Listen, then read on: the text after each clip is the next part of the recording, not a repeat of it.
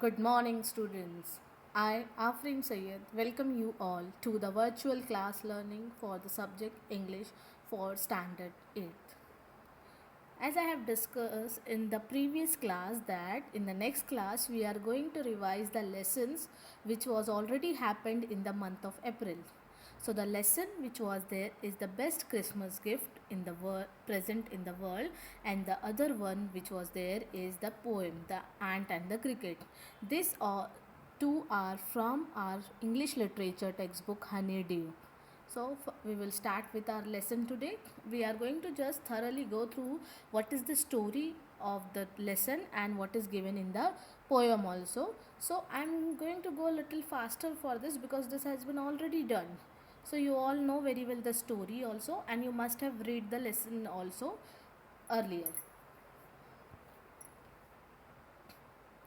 Now, the best Christmas present in the world.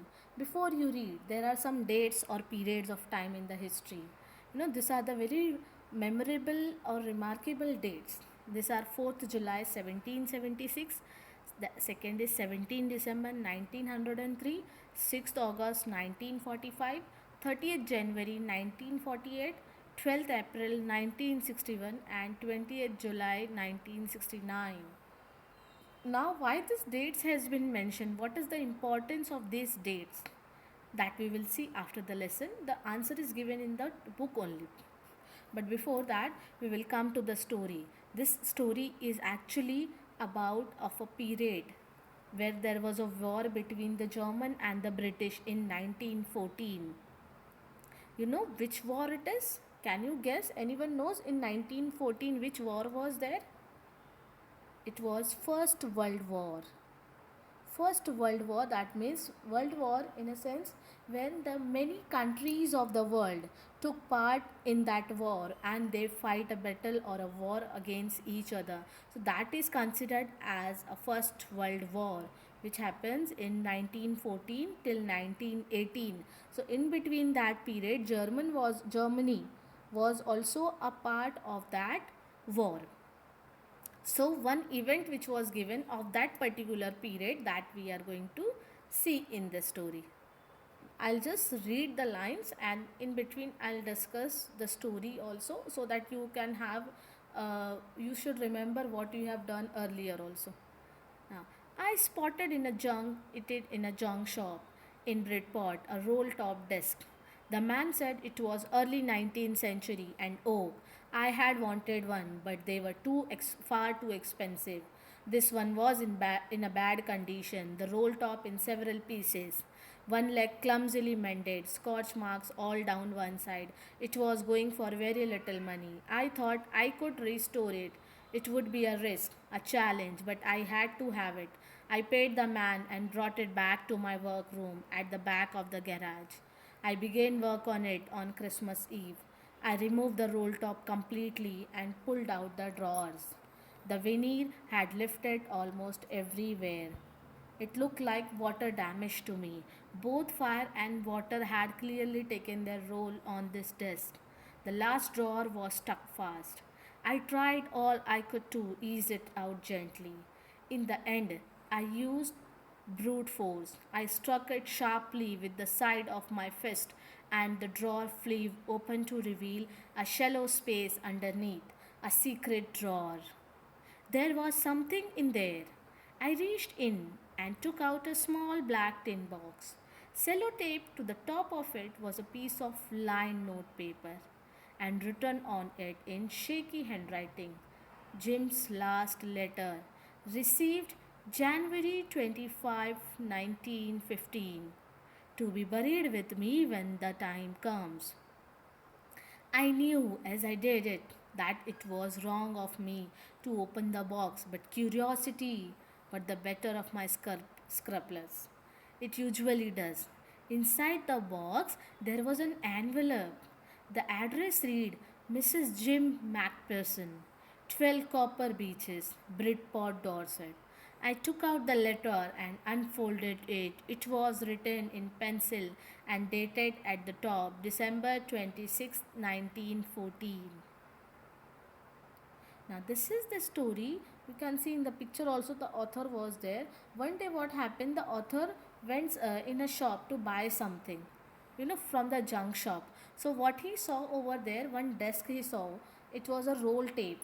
Tape was roll top desk, and it was not in a good condition, because one leg was very clumsily mended, one leg was of the table was not proper, of that desk was not proper. The author actually wants to buy something different, but it was too expensive, so he come to this desk.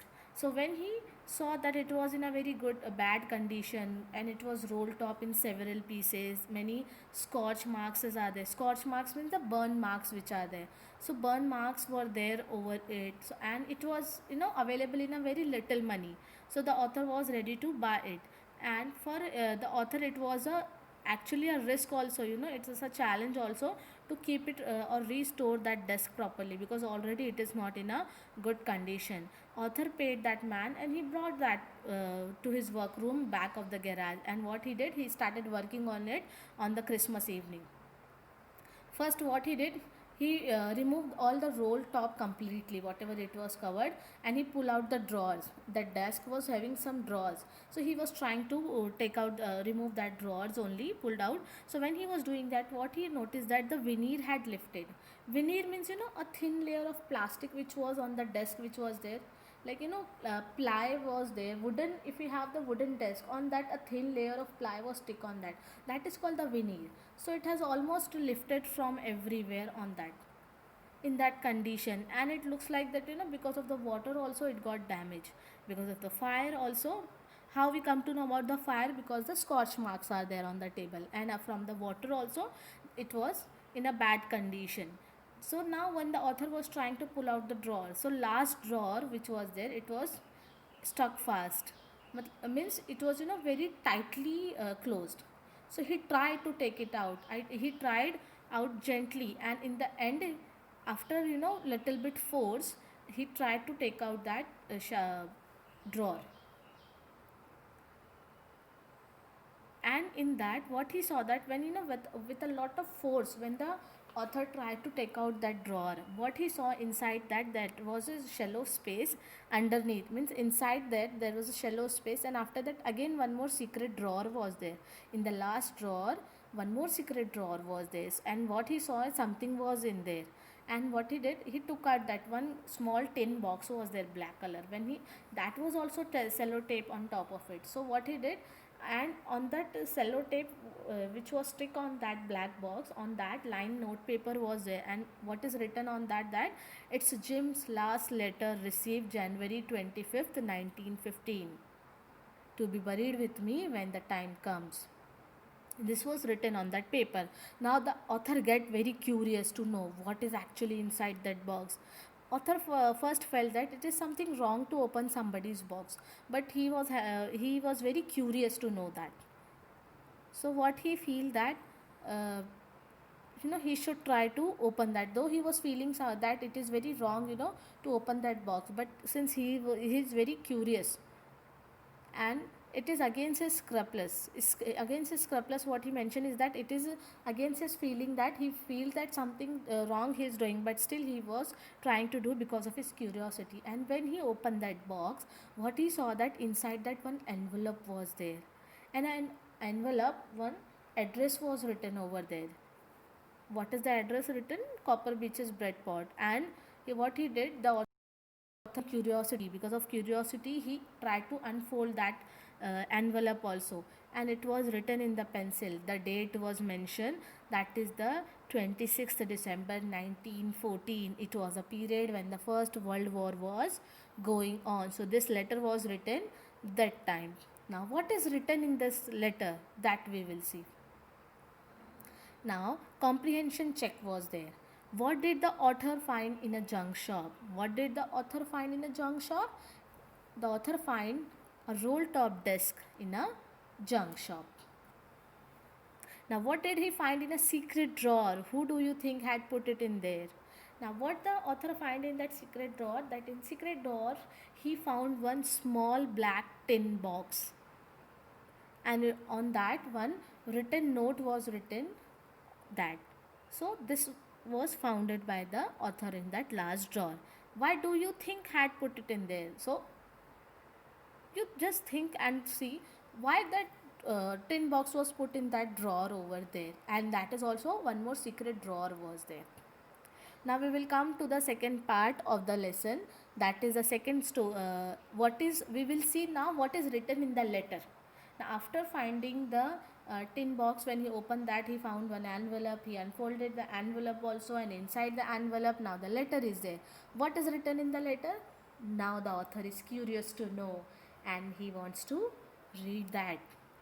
So he began with that. First he saw the date was written over there, that is December 26, 1914. Now what is written? Dearest Connie, I write to you in a much happier frame of mind because something wonderful has just happened that I must tell you about at once. We were all standing to in our trenches yesterday morning. Christmas morning. It was crisp and quiet all about, as beautiful as morning as I have ever seen, as cold and frosty as a Christmas morning should be. I should like to be able to tell you that we began it, but the truth I am ashamed to say is that Fritz began it. First, someone saw a white flag waving from the trenches opposite. Then they were calling out to us from across no man's land. Happy Christmas, Tommy. Happy Christmas. When we had got over the surprise, some of us shouted back, Same to you, Fritz. Same to you. I thought that would be that. We all did. But then suddenly one of them was up there in his grey greatcoat and waving a white flag. Don't shoot, lads, someone shouted, and no one did. Then there was another Fritz up on the parapet, and another. Keep your heads down, I told the men. It's a trick, but it wasn't. One of the Germans was waving a bottle above his head. It is Christmas Day, Tommy. We have schnapps. We can. We have sausages. We have schnapps. We have sausages. We meet you. Yes. By this time, there were dozens of them walking toward us across no man's land and not a rifle between them. Little Private Morris was the first up. Come on, boys, what are we waiting for? And then there was no stopping them. I was the officer. I should have stopped them there and then, I suppose. But the truth is that it never even occurred to me I should. All along their line and ours, I could see men walking slowly towards one another. Grey coats, khaki coats meeting in the middle. And I was one of them. I was part of this. In the middle of the war, we were making peace. You cannot imagine, dearest Connie, my feelings as I looked into the eyes of the Fritz officer who approached me, hand outstretched, Hans Wolf. He said, gripping my hand warmly and holding it. I am from Düsseldorf. I play the cello in the orchestra. Happy Christmas. Captain Jim Macpherson, I replied, and a happy Christmas to you too. I'm a school teacher from Dorset in the west of England. Ah, Dorset? He smiled. I know this place. I know it very well. We shared my rum ration and his excellent sausage, and we talked Connie. How we talked? He spoke almost perfect English, but it turned out that he had never set foot in Dorset, never even been to England. He had learned all he knew of England from school and from reading books in English. His favorite writer was Thomas Hardy. His favorite book, Far from the Madding Crowd. So, out there in no man's land, we talk out of Bathsheba and Gabriel Oak and surgeon in Troy, and the Dorsets. He had a wife and one son, born just 6 months ago. As I looked about me, there were huddles of khaki and grey everywhere, all over no man's land, smoking, laughing, talking, drinking, eating. Hans Wolf and I shared what was left of your wonderful Christmas cake. Connie, he thought the marzipan was the best he had ever tasted. I agree. We agreed about everything, and he was my enemy. There never was a Christmas party like it, Connie. Then someone I don't know who brought out a football. Great coats were dumped in piles to make goal post. And the next thing we knew, it was Tommy against Fritz. out in the middle of no man's land. Hence, Wolf and I looked on and cheered, clapping our hands and stamping our feet to keep out the cold as much as anything. There was a moment when I noticed our breaths mingling in the air between us. He saw it too and smiled. Jim Macpherson, he said after a while, I think this is how we should resolve this war. A football match. No one dies in a football match. No children are orphaned. No wives become widows. I would prefer cricket, I told him. Then we Tommies could be sure of winning probably. We laughed at that and together we watched the game, said to say. Connie, Fritz won, 2 goals to 1, but as Hans Wolf generously said, our goal was wider than theirs, so it wasn't quite fair. The time came, and all too soon, when the game was finished, the schnapps and the rum and the sausages had long since run out, and we knew it was all over. I wished Hans well and told him he would see his family again soon, that the fighting would end and we could all go home. I think that is what every soldier wants on both sides, Henswolf said. Take care, Jim Macpherson. I shall never forget this moment, nor you. He saluted and walked away from me slowly, unwillingly. I felt he turned to wave just once and then became one of the hundreds of grey coated men drifting back towards their trenches. That night, back in our dugouts, we heard them singing a carol and singing it quite beautifully. It was still nashed, silent night. Our boys gave them a rousing chorus of wild shepherds watched. We exchanged carols for a while, and then we all fell silent. We had our time of peace and goodwill, a time I will treasure as long as I live. Dearest Connie, by Christmas time next year, this war will be nothing but a distant and terrible memory. I know from all that happened today how much both armies long for peace. We shall be together again soon. I am sure of it. Your loving Jim.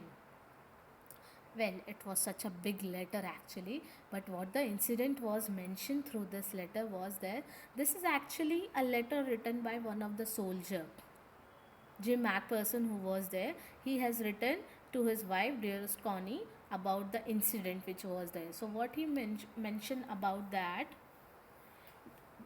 in this story, a letter, that one evening in the morning of Christmas, when the soldiers were in their trenches. Trenches means, a kind of a long deep ditch was there near the border. The ditch was there where the soldier used to hide themselves from the enemies, and they leave it deep in that only, and it was fully safe for them. So they, all the soldiers were in their trenches that time, and what they saw, the morning was very beautiful for them, the climate was very good, and they all were on their duties.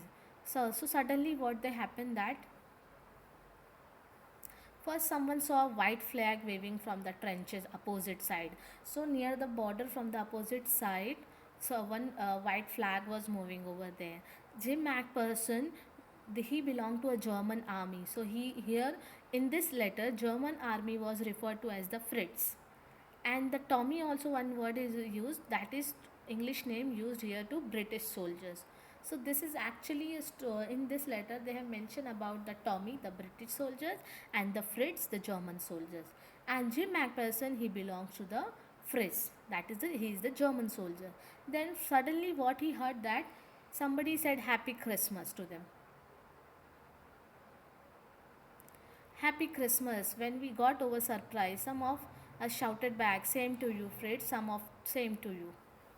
Now, when this was going on, that they were saying Happy Christmas, from the other side of the border, they heard that they were saying Happy Christmas. So, when they heard about it, first of all, they felt that something is wrong. But they saw the white flag over there. But still, the soldiers were on there. Uh, you know, they were very alert. Now, slowly, what they noticed, that one by one, from the German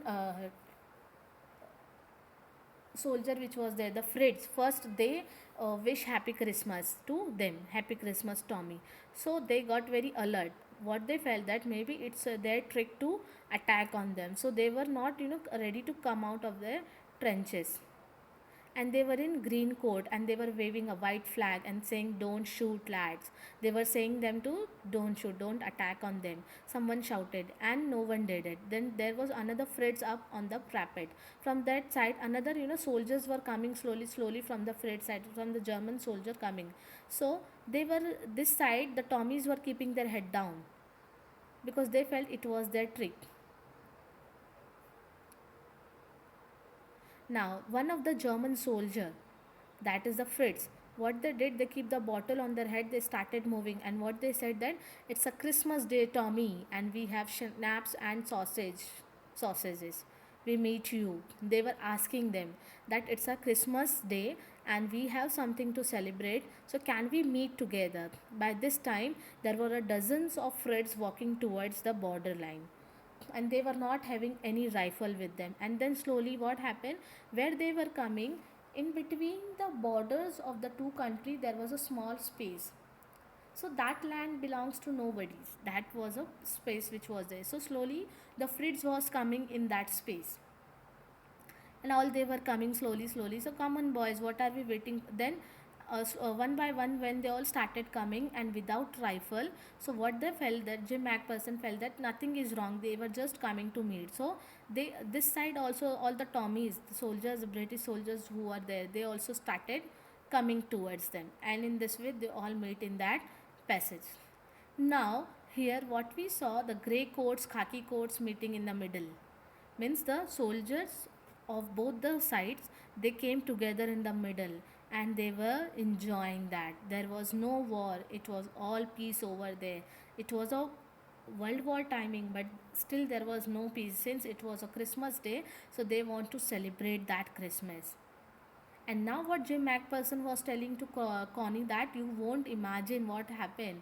That officer, Fred's officer who was there, he stretched his hand and he met him, and they were holding their hands and they were discussing, they wished each other happy Christmas also. And he was saying that he can, the Hans Wolf, the Fritz officer, he was saying that he can even play the cello also, the musical instrument which was there. Jim Macpherson was a captain of the Tommy.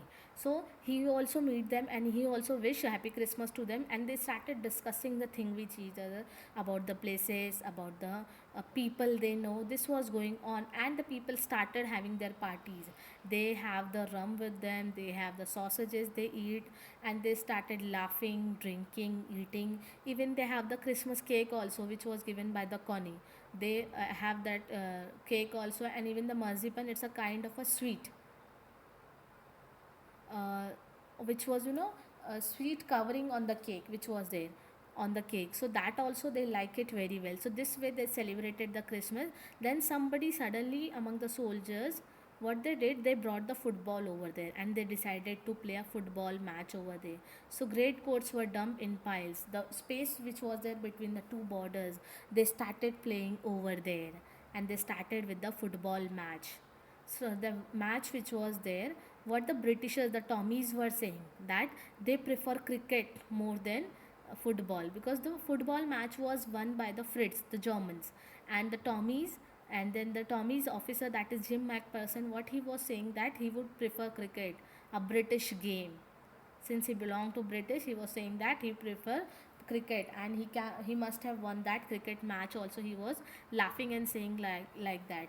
So it was a good time between them. Both the people teams play the football match, and the other soldiers were, trying to cheer them by clapping everything. So this way, in a very peaceful way, they celebrated the Christmas and enjoy also. So at the end, what the Jim Macpherson was saying to dear Connie, that it was a good Christmas celebrated by them, and what he was saying, that maybe the next Christmas Eve must be with the disastrous memory. They are going to have terrible memory because of the war which is going on. This was all about the letter written by Jim Macpherson to Connie. Now the third part of the lesson, which is about the what happened after that. Now what the author did, he again folded the letter and it he kept it properly in the envelope. And that night he was all awake. He was thinking about what to do. And what he did, he went to Bridport, just a few miles away from where he was living. And he went over there and he was looking for that address which was written on that envelope. And he asked a boy who was walking over there with his dog. So he showed the address. So when he went over there, he knocked at the door and asked if anyone is there. So about Mrs. Macpherson he wants to know. So one man came and he said that he knew her very well. That lady was very good and she was middle headed, but her age she was entitled to be, she wasn't she 101 years old she is, and she is in the house when it caught fire. So somehow the people managed to take her out, because because of the candle, or don't know how her house get caught fire and she was inside the house. Maybe because of the electricity or because of the candle, don't know the reason she got uh, no, that lady was actually, hardly she used the electricity. She mostly preferred to use the candles to lit up.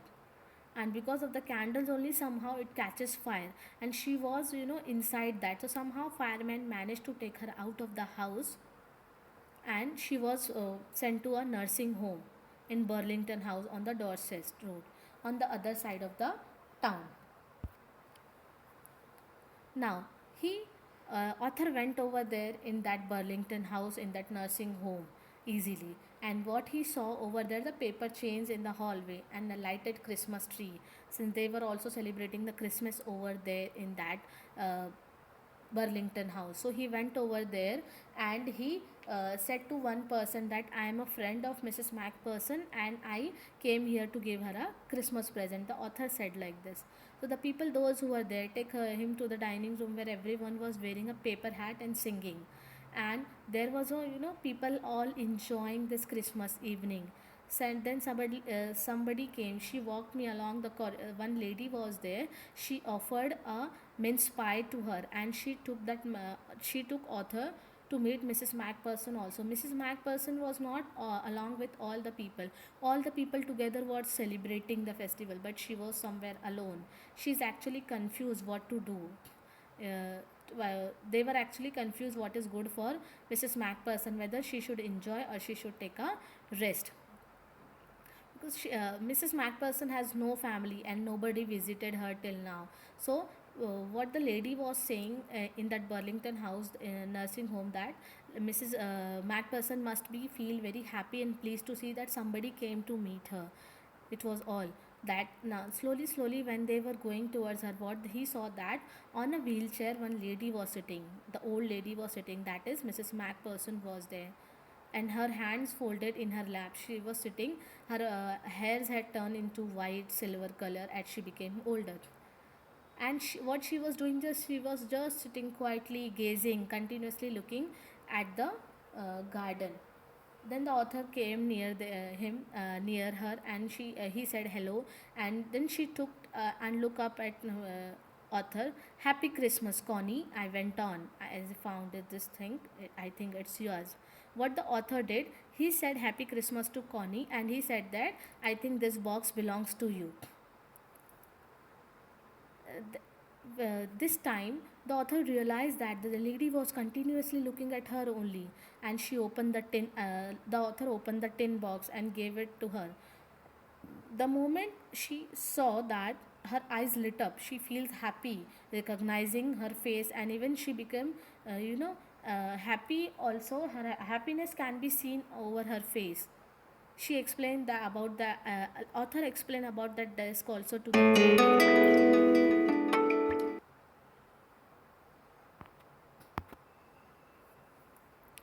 and he said that I don't think she was listening. Author, what he felt, that that lady was not listening for a while. She was just looking at it and the letter which was in her hand. She was tenderly moving her fingers over it. Suddenly she reached out and took my hand. Her eyes were filled with tears. Suddenly that lady was started crying. Her eyes was filled with tears, and what she told that, "You told me you would come home by Christmas, dearest," she said, "and here you are, the best Christmas present in the world. Come closer, Jim dear. Sit down." What she felt, that the author, she felt that that author is Jim Macpherson, and what she was saying to author, that I know that you told me that you would come home, and you came to home. This is the best present, Christmas present I have. Thank you for this, she was saying to the author. Now, the author sat beside her for some time. That lady kissed his cheek also. And what she said is that, "I read your letter very often, Jim, every day, and I wanted to hear your voice in my head."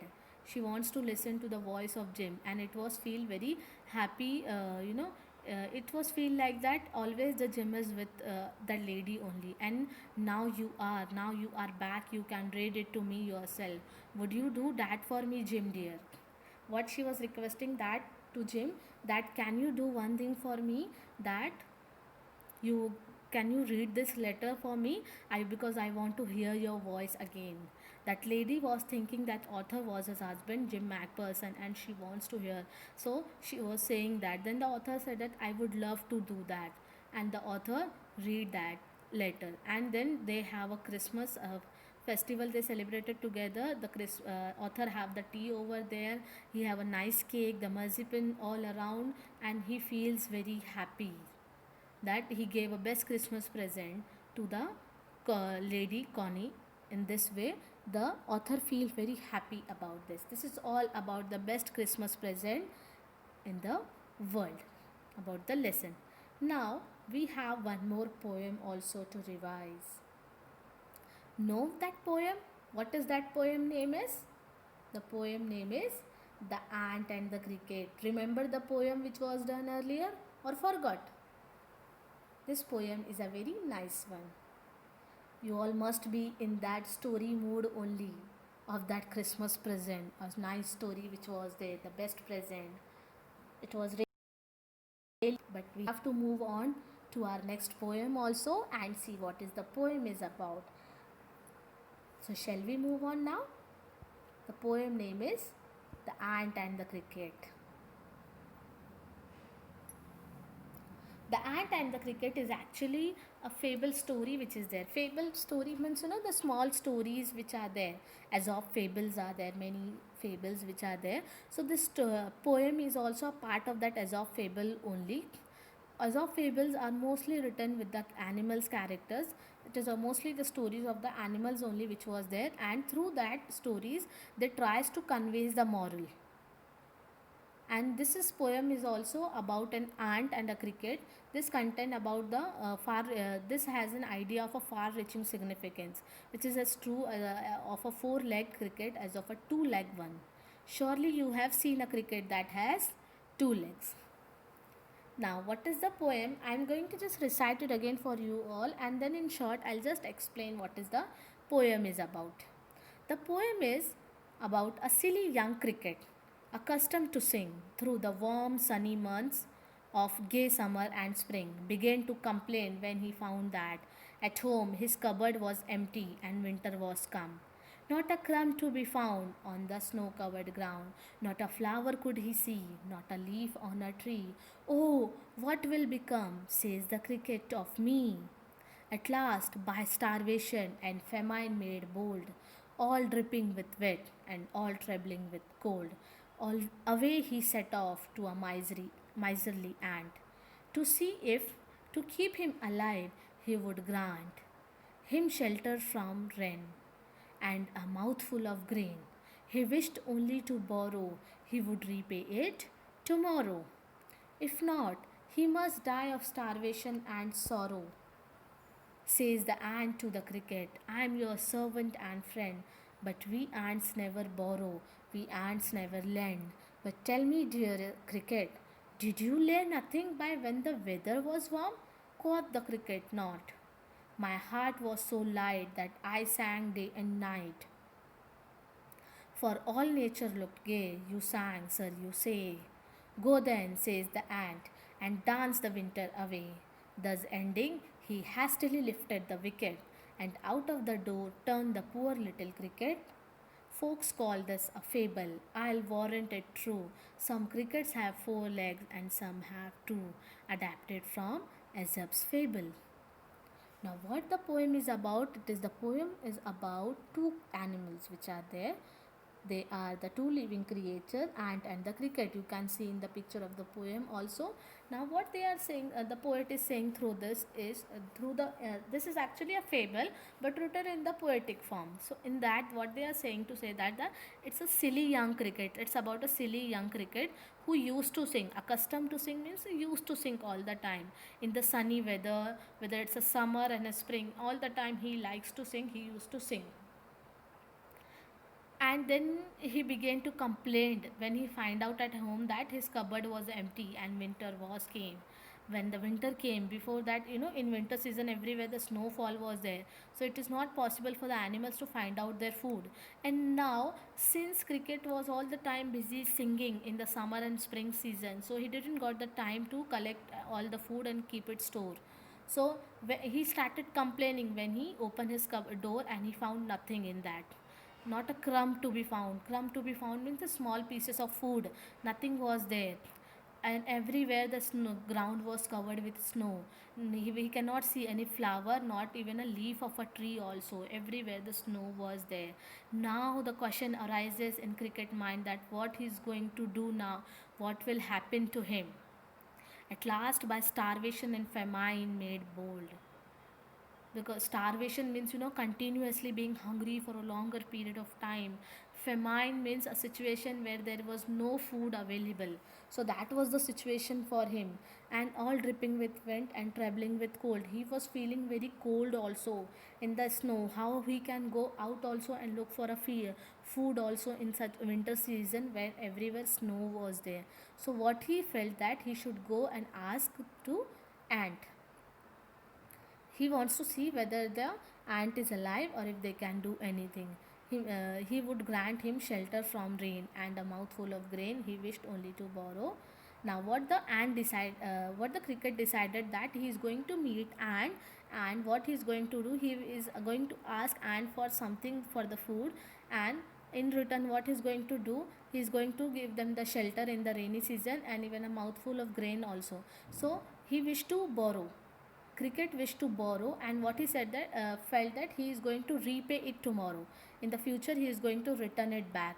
So in this way, he is not going to die because of the starvation.